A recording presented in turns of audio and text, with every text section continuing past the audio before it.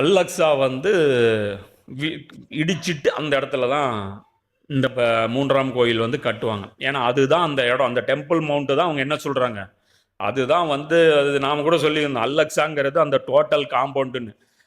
அப்போ சில பேர் வந்து அதை கிண்டல்லாம் பண்ணாங்க, அந்த காம்பவுண்டு கிடையாது அப்படின்ட்டு. வேற ரசூல்லா காலத்தில் இருந்துச்சு, மொத்த காம்பவுண்டு தான் டெம்பிள் மவுண்ட்டுங்கிற அந்த காம்பவுண்டு தான் அல்லக்ஸா. பைத்துல் முகத்தஸுங்கிறது அந்த ஊர், ஜெருசலம் ஃபுல்லாகவே வந்து என்ன குறிக்கும், அது வந்து பைத்துல் முகத்தஸ். அது வந்து இந்த சுற்றுப்புறம் வந்து பாக்கியம் ஆக்கப்பட்ட அந்த பகுதி. இப்போ என்ன விஷயம் அப்படின்னு பார்த்தீங்கன்னா, இப்போ நடந்துட்டு இருக்கிற அந்த அக்டோபர் 7 தாக்குதலை வச்சு இவங்க கிட்டத்தட்ட இப்போ அந்த ரீப்ளேஸ்மெண்ட் வந்து இவங்களை எல்லாருமே வெளியேற்றிட்டாங்க. இப்போ இருக்கிறது சும்மா கொஞ்சம் ஆள் தான். இப்போ அடுத்து என்ன நடக்கலாம் அப்படிங்கிறது, ஏன்னா இஸ்ரார் அகமது பார்த்தீங்கன்னா, இப்போ இஸ்ரார் அகமதோட வீடியோ வைரல் ஆகுது. அவர் வந்து பார்த்தீங்கன்னா அந்த டைமில் அவர் கிட்டத்தட்ட 15-20 வருஷம், 30 வருஷம் 40 வருஷம் கூட இருக்குன்னு நினைக்கிறேன். நான் ஒரு பல கட்டங்களில் வந்து அவர் அதை பேசியிருக்கார். யூதர்களுடைய திட்டங்களில் ஒரு திட்டம் வந்து அல்லக்ஸா வந்து தட்டப்படும். ஏன்னா இன்னும் ஒரு அந்த அந்த கோல்டு வந்து அவங்க மோல்டு பண்ணாங்க பாருங்க, அப்போவே வந்து யூதர்கள் கிண்டல் பண்ணாங்க, போடுங்க போடுங்க எங்களுக்கு வேணுங்கிற தங்கத்தை நாங்கள் எடுத்துக்கிறோம் அப்படின்ட்டு அப்படின்னு சொல்லி இப்போ அந்த காலத்திலே இவங்க திட்டம் வந்து போட்டிருக்காங்க அப்படிங்கிறது தெரியுது.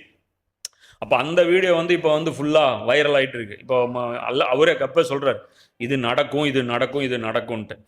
இப்போ இது நடக்குமா அப்படின்னு பார்த்தா ஹதீஸ் நேரடியாக இல்லை.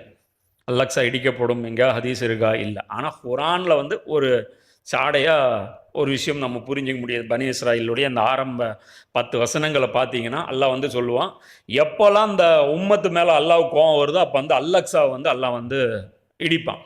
இது வந்து அல்லாஹ்வுடைய ரூல். இந்த ஹரம் விஷயத்தில் அல்லாஹ்வுடைய ரூல், காபாவுடைய விஷயத்தில் அல்லாஹ்வுடைய ரூல் வேற. அங்கே யாரையும் கை வைக்க விட மாட்டான். அபாபியில் கூட அல்லாஹ் அனுப்பி பாதுகாப்பான். ஒரு கட்டத்தில் மறுமை நாளின் நெருக்கத்தில் அதுவும் வந்து இது செய்யப்படும், தகர்க்கப்படும். ஆனால் அதுக்கு ரொம்ப நேரம் இருக்குது. அப்போ இந்த விஷயத்தில் பொறுத்த வரைக்கும் அல்லாஹ் வந்து இன்னைக்கு வந்து யார் வந்து அல்லாஹ்வுடைய ரெக்கக்னைஸ்டு உம்மத் அப்படின்னா நாங்கள் தான், முஸ்லீம் தான். இப்போ நம்மளை கேவலப்படுத்தணும்னா இன்றைக்கி என்ன பண்ணணும்னா அல்லக்ஸா அடிக்கணும். இப்போ நம்மளை அசிங்கப்படுத்தி நம்மளை, ஏன்னா சுற்றி அத்தனை அரபு நாடுகள் புரியுதா, முஸ்லிம்களுடைய ஒட்டுமொத்த மெஜாரிட்டி ரீசனில் அங்கே இருந்துட்டு நம்மளால் வந்து அல்லக்ஸாவை வந்து காப்பாற்ற முடியல அல்லது அதற்கு யாரும் குரல் கொடுக்கல அப்படின்னா இதை விட ஒரு அசிங்கம் வேற ஏதாவது இருக்கா? வேற இன்னும் கீழே போகிறதுக்கு ஏதாவது ஒன்று இருக்கா? இல்லை. இப்போ இவங்க நினச்சிட்டு இருக்கிறது என்ன, யூதர்களுக்கும் நிறைய முஸ்லீம்கள் வந்து ஆய்வு பண்ணுறாங்க. அது வந்து அவங்களுடைய ஆய்வுகள் வந்து தவறாக இருக்குது. அவங்க என்ன சொல்கிறாங்கன்னா அந்த ஹதீஸ் எடுத்துக்கிறாங்க. எது ஈசா நபி வந்ததுக்கப்புறம் யூதர்களுக்கும் முஸ்லீம்களுக்கும் சண்டை நடக்கும், யூதனை வந்து ஒவ்வொரு யூதனையும் வந்து அந்த கல்லும் வந்து மரமும் காட்டி கொடுக்குன்ட்டு அந்த ஹதீஸ் இப்போவே ஃபிட் பண்ணிவிட்டு இந்த போரில் வந்து நமக்கு வெற்றி கிடைக்கும்னு நினச்சிட்டு இருக்காங்க. கண்டிப்பாக இது கிடைக்காது, வெற்றி இதில் கிடைக்காது. இப்போ வரைக்குமே பார்த்தீங்கன்னா இறங்கு முகமாக தான் முஸ்லீம்கள் போயிட்டுருக்கிறாங்க. ஆனால் பார்த்தீங்கன்னா அது தமிழ் பொக்கிஷம் வந்து அது இந்த விஷயத்தை வந்து அவர் வந்து ஆஸ் இட் இஸ் என்ன இருக்கோ அதை ரெப்ரசன்ட் பண்ணுறாரு. ஆனால் சில முஸ்லீம் யூடியூபர்கள் என்ன பண்ணுறாங்கன்னா, இன்றைக்கி வந்து ஹமாஸ் வந்து அதை பண்ணிச்சு, இன்றைக்கி நாங்கள் அத்தனை பேரை தூக்கிட்டோம், இன்றைக்கி வந்து அத்தனை டாங்கிகளை எடுத்துட்டோம், இப்போ கூட என்னென்னா தோல்வி பட்டு இப்போ அவங்க படைகள் வாபஸ் வாங்கப்பட்டுருச்சு அப்படின்னு நினைக்கிறேன். ஏன்னா அவங்க படைகள் வந்து இப்போ ஈரானுக்கு யூஸ் பண்ணுறதுக்காக அவங்க ஷிஃப்ட் பண்ணுறாங்க. என்னத்துக்கு அவங்க படைகள் வந்து இங்கே காசால ஆள் இல்லாத இடத்துல எதுக்கு படையை ஒன்று எடுத்து போகிறான்? புரியுங்களா? அப்போ அவங்க வந்து இப்போ ஈரானோட வந்து ஈரானுடைய பல இடங்கள் இருக்குது, அவங்க பேசஸ் இருக்கக்கூடிய இடம். ரொம்ப முக்கியமான இடம் எதுன்னா கோலான் ஹைட்ஸ். அது வந்து மேடான பகுதி. நான் சொன்ன அந்த மேடான பகுதி வந்து ரொம்ப ஸ்ட்ராட்டஜிக்கலாக வந்து அது ரொம்ப ஒரு ஸ்ட்ராங்கான ஒரு பொசிஷன். அந்த இடத்துல வந்து இன்னைக்கு ஈரானுடைய பேஸ் இருக்குது. அப்போ அவங்க இதை எல்லாமே கணக்கில் வச்சு தான் இப்போ ஈரானோட சண்டை போடுறதுக்காகத்தான் அவங்க என்ன பண்ணியிருக்காங்க, இப்போ இதை எடுக்கிறாங்க. இவங்க என்ன பிளான் பண்ணி வச்சுருக்காங்கன்னு எனக்கு தெரியாது. முதல்ல வந்து ஈரானை முடிச்சுட்டு அதுக்கப்புறம் அல்லக்ஸாவை எடுக்கிறாங்களா, இல்லை அல்லக்ஸாவை அடிச்சுட்டு ஈரானை முடிக்கிறாங்களான்னு தெரியாது. புரியுதுங்களா? அதுக்கு வந்து இவங்களுடைய அந்த பிளான் வந்து எப்படி கொண்டு போவாங்கன்னு தெரியாது. ஆனால் ஒரு ஒரு கன்க்ளூஷனுக்கு பார்த்தீங்கன்னா இதுதான், அதாவது நாம் உம்மத்தா கடமை தவறுனதுனால அல்லாஹ் நமக்கு ஒரு பனிஷ்மெண்ட்டு தரணும். அதற்காக அல்லாஹ் என்ன பண்ணுவான், அல்லக்ஸாவை இடிக்க வச்சிருவான். அடுத்தது என்ன அப்படின்னா, அங்கே இருக்கக்கூடிய பாலஸ்தீன் மக்கள் அநியாயக்காரர்களா இல்லை, அவங்க வந்து உம்மத்துடைய அந்த கான்ட்ரிபியூஷன் வந்து அவங்க அளவில் கொடுத்துட்டாங்க. அது அவங்களாச்சு அல்லாவாச்சு, அவங்களுடைய விவகாரம். எல்லாம் சொல்கிறாங்களா, சில பேரை வந்து ஷஹாதத்தை அல்லாஹ் கொடுக்கணும்னு விரும்பிட்டான் அப்படின்னு வச்சிங்களா, அவங்கள வந்து அல்லாஹ் வந்து மரணிக்க செஞ்சிடும். எங்கள் மரணி செத்தவன்லாம் லூசர் கிடையாது. இங்கே ஜெயிச்சவன் வந்து வாழ்கிறவன் எல்லாம் வின்னர் கிடையாது. அப்போ இந்த அடிப்படையில் இது ஒரு விஷயம் புரிஞ்சுக்கணும். அடுத்ததாக என்ன நடக்கலாம் அப்படின்னா, ஈரானும் தோற்கும், ஈரானும் வந்து ஜெயிக்காது.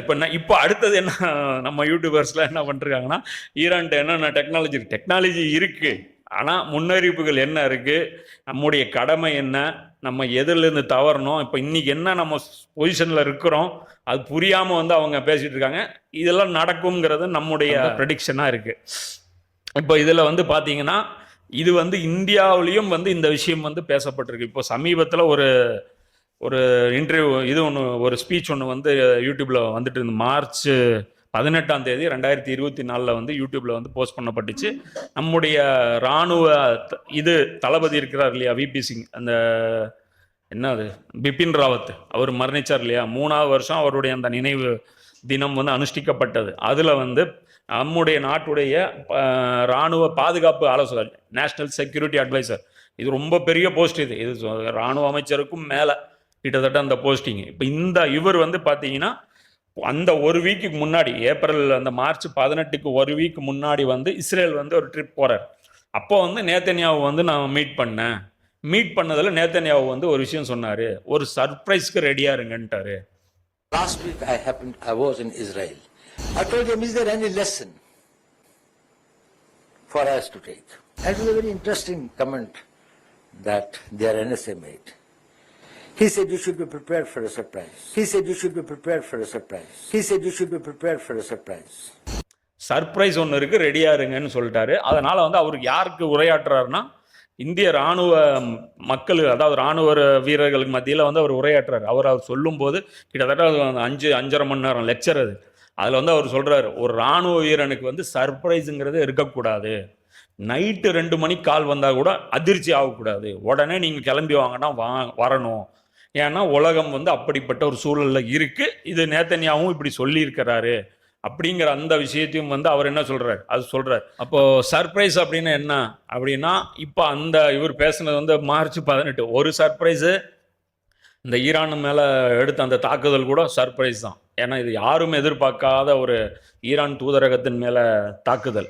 இது வந்து சும்மாலாம் இவங்களுக்கு வந்து இவங்க மரக்கண்டு போல சும்மா வந்து ஒரு தாக்குதல் வந்து கிறுக்குத்தனமாக பண்ணுறதுக்கெல்லாம், இதை வந்து அவங்க ஒரு தாக்குதல் பண்ணுறாங்க அப்படின்னா ஒரு பிளானோட தான் அவங்க பண்ணியிருப்பாங்க. அப்போ இதில் வந்து அடுத்தது என்ன அப்படின்னு பார்த்தீங்கன்னா, இந்த சில ஹதீஸ்கள் வந்து நம்ம சொல்லிடலாம். என்ன அப்படின்னா, அந்த பைத்துல் முகத்தஸுடைய எழுச்சி எஸ்ரீபின் வீழ்ச்சிக்கான நேரமாகும்.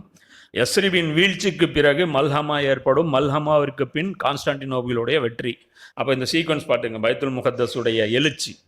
அப்போ பைத்துல் முகத்தஸுடைய எழுச்சி அப்படின்னா முஸ்லீம்கள் கையால் எழுச்சி இல்லை, யூதர்களுடைய கையால் எழுச்சி. ஏன்னா பைத்துல் முகத்தஸ் முஸ்லீம்கள் கையால் எழுச்சி பெற்றால் மதீனா ஏன் வீழ்ச்சி அடைய போகுது, புரியுதா இல்லையா? இப்போ மதீனாவுக்கு ஆபத்து அப்படிங்கிறப்போ இஸ்லாமிக் சிஸ்டமுக்கு ஆபத்துனா அப்போ யூதர்களுடைய சிஸ்டம் வந்து மேலோங்க போகுது அப்படிங்கிற. இதுக்கப்புறம் மல்ஹம்மா வரப்போகுது நபிசுல்லான்னு சொல்கிறாங்க. அதுக்கப்புறம் மல்ஹம்மாவுக்கு அப்புறம் கான்ஸ்டான்டினோபிளுடைய வெற்றி. கான்ஸ்டான்டினோபிளின் வெற்றிக்கு பின் தஜ்ஜாலுடைய வெளிப்படுதல் இருக்கும். இது சொல்லிட்டு ரசூல்லா சொல்கிறாங்க, முஆத் பின் ஜபல் அவங்களுடைய அந்த தொடையில் வந்து தட்டி, நீ இங்கே நின்று இருப்பது எவ்வளவு உண்மையானதோ இவை அனைத்தும் நடப்பது அந்த அளவுக்கு உண்மையாக நடந்தே தீரும் என்று நபி ஸல்லல்லாஹு அலைஹி வஸல்லம் அவர்கள் சொன்னாங்க. இது வந்து அபுதாவுதில் 4294வது ஹதீஸ், அஹமதில் வந்து 12847, இஸ்லாம் 368 நம்பரு. சரியா? இப்போ இந்த அடிப்படையில் பார்க்கும்போது இது சம்பந்தமாக வேறு ஹதீஸ்களும் வந்து நம்ம பார்க்க முடியுது. முஸ்லீம் படை ஒன்று கான்ஸ்டான்டினோபிளை ஜெயிக்கும் என்று நபி ஸல்லல்லாஹு அலைஹி வஸல்லம் அவர்கள் கூறினார்கள். பிறகு தஜ்ஜால் வெளிப்படுவான் என்று நபி ஸல்லல்லாஹு அலைஹி வஸல்லம் அவர்கள் குறிப்பிட்டார். இது முஸ்லீமில் 7278வது ஹதீஸ். அதே மாதிரி அஹமதில் வந்து ஒரு பலவீனமான ஹதீஸு, அது வந்து பார்த்திங்கன்னா 12417. குஸ்துன்துனியா நிச்சயம் வெற்றி கொள்ளப்படும், அதன் அமீர் சிறந்த அமீராக இருப்பார், அந்த படையும் சிறந்த படையாக இருக்கும் என்று நபி ஸல்லல்லாஹு அலைஹி வஸல்லம் அவர்கள் கூறினார்கள். அப்போ இந்த அமீர் யார்? இந்த அமீர் வந்து மேபி இமாம் மஹதி அப்படிங்கிறது தான் இம்ரான் ஹுசைன் அவங்க சொல்லக்கூடிய ஒரு இதையும்.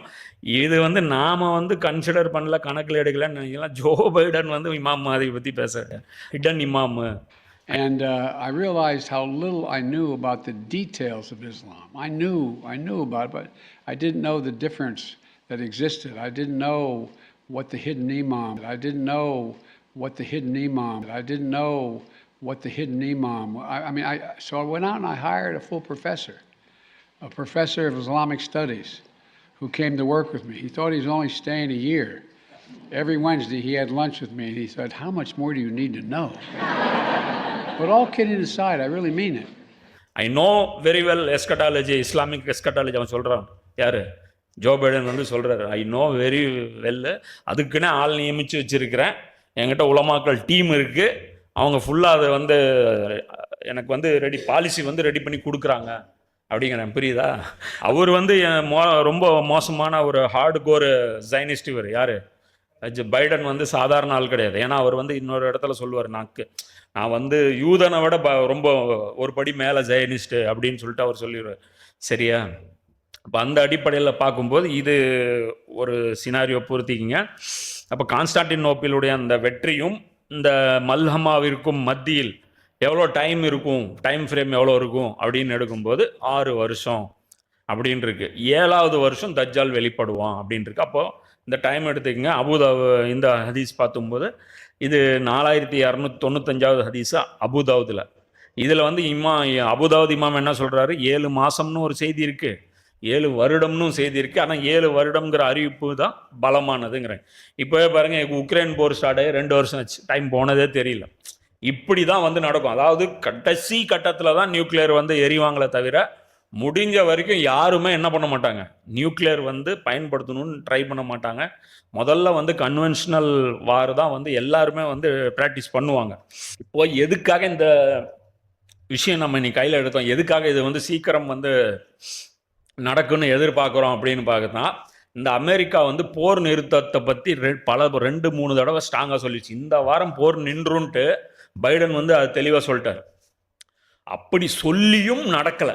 இது வந்து ரொம்ப பெரிய அசிங்கம். இது வந்து அமெரிக்கா வந்து வல்லரசு பதவியை இழந்து விட்டதற்கான அடையாளம். இது 2 தடவை வந்து அனௌன்ஸ் பண்ணிட்டாரு, இந்த கம்மிங் மண்டே வந்து நின்றுரும் அப்படின்னு. ஆனால் அதுக்கப்புறமும் தாக்குதல் நடந்துச்சு. இது சொல்லிகிட்டே இருந்தார். இதுக்கு அப்புறம் என்ன நடந்திருக்குன்னா, வேர்ல்டு கிச்சன் சென்டர்னு ஒன்று இருக்குது. இவங்க வந்து எல்லா இடத்துலையும் சமைச்சு கொடுக்குறவங்க. எங்கெல்லாம் ஒரு சுனாமி வந்தாலும் சரி, பூகம்பம் வந்தாலும் சரி, இந்தியாவுக்கெல்லாம் கூட வந்து அவங்க சமைச்சு கொடுத்தவங்க தான் அவங்க. அது வேர்ல்டு கிச்சன் சென்டர். எப்படி ஒரு யூஎன் மாதிரி ஒரு ரெட் கிராஸ் இந்த மாதிரியான இந்த உலகளாவிய அமைப்பு இருக்கும். அதில் ஒரு நாடு 2 நாடு இல்லை, உலகத்தில் இருக்கிற எல்லா மெம்பர்ஸும் சேர்ந்து இருப்பாங்க. அதில் வந்து பார்த்தீங்கன்னா ஸ்பெயினுடைய குடிமகன், ஃப்ரான்ஸுடைய குடிமகன், இவங்க எல்லாருமே சேர்ந்து அதில் இருக்கிறாங்க ஒரு டீமாக. இவங்க தான் சமைச்சு கொடுத்துட்டு இருந்தாங்க இத்தனை நாள் சாப்பாடு. இத்தனைக்கு இவங்க போகிறதுக்கு முன்னாடியும் வர்றதுக்கு முன்னாடியும் சொல்லிட்டு தான் கிளம்புவாங்க. அந்த வண்டி வந்து 3 வண்டி கான்வே போகுது அப்படின்னா, போகும்போது இவங்க வந்து சொல்லிட்டு தான் போவாங்க, ரிட்டர்ன் வரும்போது இவங்க நாங்கள் வர்றோம் அப்படின்னு சொல்லிட்டு தான் போயிருக்காங்க. இதிலும் வந்து இவர் சொல்கிறாரு, அதில் மொத்தம் 3 வண்டியில் 1 வண்டி தான் தாக்குதல் உள்ளானது, அதில் 7 பேர் கொல்லப்பட்டாங்க. அதில் இன்னொருத்தர் அவர் இன்டர்வியூ கொடுக்குறாரு, நாங்கள் வந்து முதல்ல வந்து ஒரு அட்டாக் நடந்தது கொஞ்சம் மிஸ் ஆச்சு, அப்போவே நாங்கள் வந்து இராணுவத்துக்கு வந்து இஸ்ரேல் இராணுவத்துக்கு ஃபோன் அடித்து இது நாங்கள் தான் சாப்பாடு எடுத்துகிட்டு தான் போயிட்டுருக்கோம், அடிக்காதீங்கன்னு நாங்கள் சொன்னோம். அதுக்கப்புறமும் வந்து இது மறுபடியும் ஒரு அட்டாக் நடந்துச்சு. அதுக்கப்புறம் 2வது அட்டாக் நடக்கும்போது நாங்கள் ஃபோன் பண்ணி சொல்கிறோம், என்னங்க நீங்கள் சாப்பாடு போகிற வண்டியில் அட்டாக் பண்ணிட்டுருக்கீங்க. அதுக்கப்புறமும் 3வது அட்டாக் நடந்துச்சுங்கிறப்ப இதெல்லாம் வந்து உலகம் வந்து காரி துப்பிருச்சு. இன்றைக்கி வந்து இஸ்ரேலை வந்து இந்த விஷயத்தில் அமெரிக்காவும் வந்து வேறு வழி இல்லாமல், அதாவது அமெரிக்கா வந்து இஸ்ரேலுக்கு அடிமை. ஆனால் இன்றைக்கி என்ன பண்ணிச்சு, அமெரிக்கா வந்து இஸ்ரேலை வந்து கை கழுவி இந்த பிரச்சனைக்கு எங்களுக்கு சம்பந்தம் இல்லை, இதில் நாங்கள் உடன்பட மாட்டோம்ட்டாங்க. இதில் பார்த்தீங்கன்னா 4 ஐரோப்பிய நாடுகளே வந்து கண்டனம் தெரிவித்து எந்த அளவுக்கு இது பண்ணியிருக்காங்க. ஒரு சில நாடுகள் வந்து பார்த்திங்கன்னா தூதரகத்தை கூட மூடியிருக்காங்க இந்த நடவடிக்கை செஞ்சதுனால. இது மிகப்பெரிய லெவலில் அது கொந்தளிப்பு வந்து ஆயிடுச்சு. இப்போ இன்றைக்கி அந்த கிச்சன் வந்து இப்போ மூடப்பட்டுருச்சு. அது ஒரு விஷயம். கிச்சன் மூடப்பட்டதுக்கப்புறம் நேற்று வந்து பார்த்திங்கன்னா 30 குழந்தைகள் பசியினால் செத்துருக்காங்க. இந்த கிச்சன் மூலம் அது டெய்லி வந்துட்டு அது டெத்தை வந்து அப்படியே ரோல் ஏறும் அப்படிங்கிறத சொல்கிறாங்க. இப்போ இன்றைக்கி சாப்பாடு கொடுக்கறதுக்கு யாரும் வந்து முஸ்லீம்கள் முதற்கொண்டு யாருமே வந்து இப்போ உள்ள என்ட்ராவில். வேர்ல்டு கிச்சனும் வந்து அங்கே மூடப்பட்டுருச்சு. இந்த பிரச்சனை, இந்த குற்றச்சாட்டு ஈரான் இஸ்ரேல் மேலே விழுந்துட்டு இருக்கிற இந்த நேரத்தில் ஈரானுடைய அந்த தூதரகத்தின் மீது தாக்குதல். இது என்ன எரியிற நெருப்பில் எண்ணெய் ஊற்றுற திமிர் இது வந்து இது நடத்தின உடனே அமெரிக்கா பதறி அடிச்சுட்டு ஈரான் மேலே வந்து ஃபோன் அடித்து ஈரான்கிட்ட பேசுது, நாங்கள் அடிக்கலை, இது வந்து நாங்கள் சொல்லியும் இவங்க செய்யலை, இதுக்கும் எங்களுக்கும் சம்மந்தம் இல்லைன்ட்டாங்க. இனி வந்து இப்போ இஸ்ரேல் வந்து என்ன இருக்குதுன்னா, எங்கள் விவகாரங்களை நாங்கள் முடிவு பண்ணுவோம். இதில் அமெரிக்க அதிபர் ஒரு அமைச்சர் கூட பார்த்தீங்கன்னா ஒரு இன்டர்வியூ கொடுப்பார், இந்த காமெடியாக சிரிப்பான்ல, அந்த அந்த அவன் அவன் என்ன ஸ்போக்ஸ் பர்சன் அவன் பார்த்தீங்கன்னா சொல்லுவான் அவன் வந்து Israel, like other countries in the region, is a sovereign country that makes its own decisions. The United States does not dictate to Israel what it must do, just as we don't dictate to any country what it must do. We present what we believe are the. We present what we believe are the. Good one, Matt. We present. No, I mean, but come on, yeah. It's we present stand-up hour in the briefing room. அவ வந்துட்டு நாங்கள் வந்து இஸ்ரேலுக்கு வந்து ஒன்றும் Godfather கிடையாது, நாங்கள் வந்து டிக்டேட் பண்ணுறது கிடையாது, இஸ்ரேல் வந்து ஒரு சுதந்திர நாடு, அவங்க அந்த நாட்டுடைய முடிவுகள் அது தன்னிச்சே எடுக்குது அப்படின்னு. அப்போது கீழே இருக்கிற ஒரு இன்டர்வியூர் வந்து கேட்குறாரு, ஆமாம்மா நீங்கள் டிக்டேட்லாம் பண்ண மாட்டீங்க, இன்வேஷன் வேணால் பண்ணுவீங்க, அதாவது படையெடுத்து வேணால் அட்டாக் பண்ணுவீங்க, டிக்டேட்லாம் நீங்கள் பண்ண மாட்டீங்க அப்படின்னு சொல்லிட்டு போனோன்னு இவனே சிரிச்சிருவான். அப்படி இருந்துட்டு அப்புறம் போயிடுவான். அந்த அளவுக்கு வந்து பார்த்தீங்க அப்படின்னா இப்போ வந்து இது ஒரு பிரச்சனை இப்போ பெரிய லெவலில் போயிருச்சு. இதுக்கு ரெஸ்பாண்ட் என்ன அப்படின்னு பார்த்தீங்கன்னா ஜும்மா தான் இவங்களுடைய அந்த கவர்மெண்ட் பாலிசி வந்து அவங்க டிக்ளேர் பண்ணுற நாள் என்ன, அந்த ஜும்மா வந்து இவங்க வந்து ரெஹபர் வந்து சொல்லிட்டு இருக்காரு. என்ன சொல்லிக்கிறாருன்னா கடுமையான பதிலடி கொடுக்கப்படும். அந்த பதிலடி எப்படிப்பட்டதாக இருக்கும்னா வரலாறு பார்த்துருக்காது அப்படிங்கிற அந்த வார்த்தை வந்து ரெஹபர் வந்து சொல்கிறார். ரெஹபருடைய கால் தான் ஃபைனல் காலங்க. அங்கே பிரைம் மினிஸ்டரோ இராணுவ தளபதியோ அவங்கெல்லாம் வந்து இது கிடையாது. அங்கே அந்த ரெஹபர் என்ன சொல்கிறாரோ அதுதான் கால். இப்போ வந்து அது நடந்த உடனே பார்த்தீங்க அப்படின்னா அங்கே வந்து இஸ்ரேல் வந்து ஒரு ஹை அலர்ட்டுக்கு வந்துருச்சு. அப்போ அதனால தான் ரஃபாவில் இருக்கக்கூடிய பார்டர் அந்த ஆர்மியெலாம் என்ன பண்ணிட்டாங்க, இப்போ கொண்டாந்து ஈரானை வந்து அட்டாக் பண்ணால் எப்படி அதை வந்து டிஃபெண்ட் பண்ணுறது, ஈரான் மேலே எப்படி பதில் தாக்குதல் பண்ணுவது, ஸோ இந்த மாதிரி விஷயங்களுக்கெல்லாம் பண்ணியிருக்காங்க. இப்போ வந்து ஈரான் வந்து ஃபோன் பண்ணி அமெரிக்காவுக்கு சொல்லிடுச்சு, நடுவில் நீ வரக்கூடாது, இப்போ நாங்களாச்சு ஈரான் ஆச்சு, இதாவது இஸ்ரேல் ஆச்சு, நீ நடுவில் வரக்கூடாது அப்படிங்கிற இந்த எச்சரிக்கை அவங்க கொடுத்ததுக்கு அமெரிக்கா என்ன சொல்லிடுறான், நீ அடி ஒன்றும் பிரச்சனை இல்லை, நான் இஸ்ரேல் விஷயத்தில் நான் தலையிட மாட்டேன், ஆனால் எங்கள் பேசஸ் மேலே அடி விழுந்துச்சுன்னா நான் இறங்குவேன் உள்ள. இப்போ இது ஒரு த்ரெட்னிங், புரியுதுங்களா? இப்போ எங்கள் பேஸ், இவங்க பேஸ் எங்கே இருக்கு, சவுதி அரேபியாவில் 28 இடத்துல, அதாவது அரப் கண்ட்ரீஸில் வந்து 28 இடத்துல நேட்டோடைய பேஸ் இருக்குது. அது இல்லாமல் இஸ்ரேல் முழுக்க இவங்களுடைய பேஸ் இருக்குது. இஸ்ரேலில் எங்கே போட்டாலும் இவங்க பேஸ் மேலே தான் போடணும். அல்லது இஸ்ரேல் இப்போ இன்றைக்கி இருக்கிற பிரச்சனைக்கு என்ன பண்ணோம், இஸ்ரேலே போட்டுட்டு நாங்கள் போடல ஈரான் போட்டுச்சு, இது பொய் சொல்கிறதுக்கு இவங்களுக்கு சொல்லியா தரணும், திருட்டு பசங்க. அப்போ இது ஒரு சினாரியோ புரிஞ்சுங்க இப்போ எப்படி பில்ட் ஆகிருக்குங்கிறது. இப்போ நான் இந்த வீடியோ போஸ்ட் பண்ணும்போது கூட போர் ஸ்டார்ட் ஆகிருக்கலாம் சொல்ல முடியாது. இப்போ இது நாம் ரெக்கார்ட் பண்ணுறது ஏப்ரல் 7ஆம் தேதி பண்ணுறோம். இது நம்ம போடும்போது அவங்க குறித்து வச்சிருக்கிறது என்ன டைமுங்கிறதெல்லாம் தெரியாது. இப்போது இந்த இடத்துல பார்த்தீங்கன்னா இப்போ ஈரான் வந்து தோற்கும் அப்படிங்கிறோம். எதனால் சொல்கிறோம், எவ்வளோதான் பலம் இருந்தாலும் ஈரான் தோற்கும். சரி, ஈரான் வந்து அல்லாவுடைய, அதாவது இங்கே தோக்குறவங்களாம் அல்லாவுடைய கோபத்தை வாங்கிட்டு போகிறவங்களாம் நினச்சிடாது.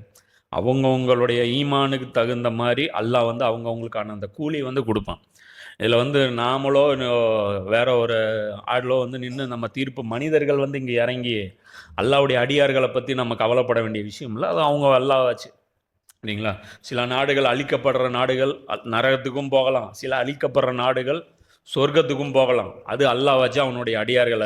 ஏன் நான் ஈரான் வந்து டெஃபினட்டாக தோற்கும் அப்படின்னு சொல்கிறேன்னா, இந்த ஹதீஸ் சில்சிலா அஸ்ஸஹியால வந்து அல்பானியோடைய அந்த புத்தகத்தில் வந்து 2083 இஸ்லாம் 360 அடிச்சிங்கன்னா இதோட இங்கிலீஷ் வெர்ஷன்லாம் கிடச்சிரும். நபி ஸல்லல்லாஹு அலைஹி வஸல்லம் அவர்கள் கூறினார்கள், நீங்கள் அரபு தீபகற்பத்தை போரிட்டு வெல்வீர்கள். அரபு தீபகற்பத்தை நீங்கள் அட்டாக் பண்ணுவீங்க, ஜெயிப்பீங்க ஃபஸ்ட்டு. ரெண்டாவது, பிறகு பாரசீகத்துடன் போரிடுவீர்கள், அதில் அல்லாஹ் வெற்றியை தருவான், இது ரெண்டாவது.